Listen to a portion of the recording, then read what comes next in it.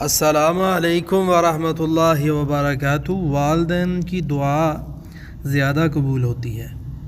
اگر انسان کا باپ دعا کرے اور اللہ کے سامنے دل سے دعا کرتا ہے، مخلص ہو کے کرتا ہے، پورے ارادے کے ساتھ، یا ماں کرتی ہے احساس کے ساتھ، توجہ کے ساتھ، اللہ کے سامنے دونوں ہاتھ اٹھا کے قبلے کی جانب ہو کے پاک صاف ہو کر اللہ سے مانگتی ہے اولاد کے لیے، تو اللہ ایسے والدین کی دعا کو قبول فرما لیتا ہے۔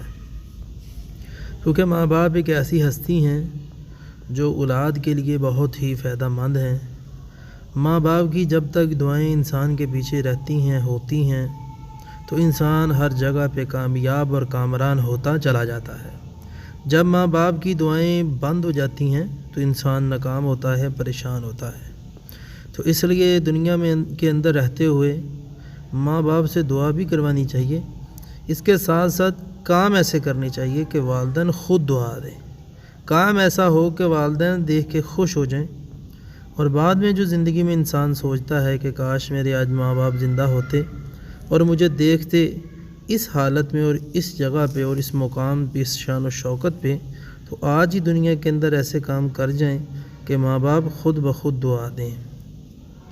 والدین اپنی اولاد کے حق میں دعا کریں یا بد دعا، اللہ تعالیٰ اسے رد نہیں فرماتے۔